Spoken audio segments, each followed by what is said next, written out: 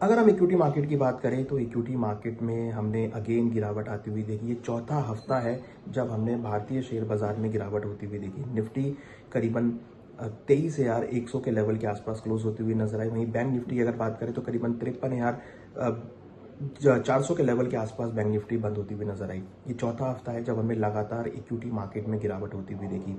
FIS की selling, रूपी में वीकनेस, क्रूड के भाव हाइयर होना, इन्फ्लेशन का फियर, ये सब चीज़ें इक्विटी मार्केट को यहाँ पे रोल प्ले करती हुई नजर आ रही हैं। हम देख रहे हैं कि पिछले कई दिनों से इक्विटी मार्केट में एक सेलिंग आती हुई दिख रही है, बिकवाली बनती हुई दिख रही है, और जिसकी वजह से हम देख रहे हैं कि सभी स्टॉक मार्केट में गिरावट का ट्रेंड देखने को मिला है। हालांकि मार्केट कुछ कुछ डिस्काउंट भी कर रहा है, मगर जो एक जियो पॉलिटिकल सिनेरियो बना है, जियो पॉलिटिकल एनवायरमेंट बना है, वो यहाँ पर नेगेटिव रोल प्ले करता हुआ नजर आ रहा है। और हम देख रहे हैं उसकी वजह से भारतीय शेयर बाजार में भी गिरावट का रुख आता हुआ दिखाई दे रहा है। लग रहा है कि अगला हफ्ता भी कुछ ऐसा ही इंडिकेट कर सकता है, क्योंकि जिस तरीके से अनसर्टेनिटी बनी है वो यहाँ पर कहीं ना कहीं मार्केट को प्रेशर प्रोवाइड कर रही है।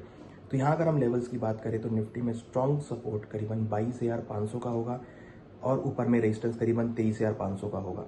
वहीं बैंक निफ्टी की बात करें तो 52,000 के आसपास अच्छा सपोर्ट होगा, और 55,000 एक रेजिस्टेंस होगा। लगता है कि इस रेंज के बीच निफ्टी और बैंक निफ्टी ट्रेड हो सकती है। हालांकि अगर हम सेक्टर वाइज बात करें तो हम देख रहे हैं मेटल सेक्टर में कुछ गिरावट देख रहे हैं, डिफेंस सेक्टर में भी कुछ गिरावट आती हुई दिख रही है, बैंकिंग में भी कुछ गिरावट आती हुई दिख रही है। तो ओवरऑल अगर आप देखेंगे तो मार्केट का जो सिनेरियो है अभी थोड़ा सा एक रेंज बाउंड होता हुआ दिखाई दिया है।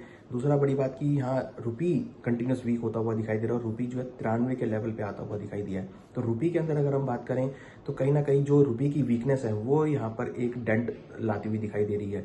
उसके साथ साथ एफआईएस की बिकवाली यहाँ पर बढ़ती हुई दिख रही है। ग्लोबल क्यूज जो है वो नेगेटिव होते हुए दिखाई दे रहे हैं।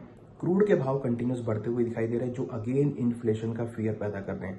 तो लग रहा है कि क्रूड के भाव अगर ऐसे ही बढ़ते रहेंगे तो वो एक इन्फ्लेशन का फियर देंगे, जिसकी वजह से स्टॉक मार्केट पे उसका इंपैक्ट आता हुआ दिखाई देगा। रुपी यहाँ पर वीक हो सकता है।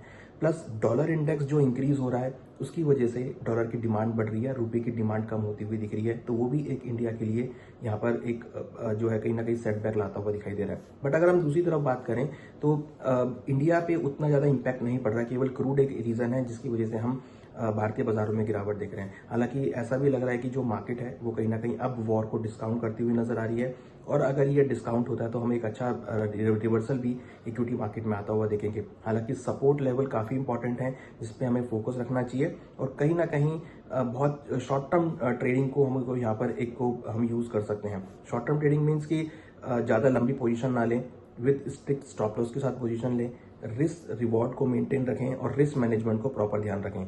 कहीं ना कहीं इक्विटी मार्केट थोड़ा सा वॉलेटाइल हो सकता है। यहाँ अगर हम देखें तो पोजीशंस को हेज करके चलना चाहिए, और कहीं ना कहीं रिस्क मैनेजमेंट को फॉलो करना चाहिए। तो ओवरऑल अगर हम बात करें तो इक्विटी मार्केट के अंदर लग रहा है कि अगला हफ्ता भी काफ़ी रेंज बाउंड हो सकता है, और कहीं ना कहीं कुछ कुछ हम हायर लेवल में बिकवाली भी होती हुई देख सकते हैं।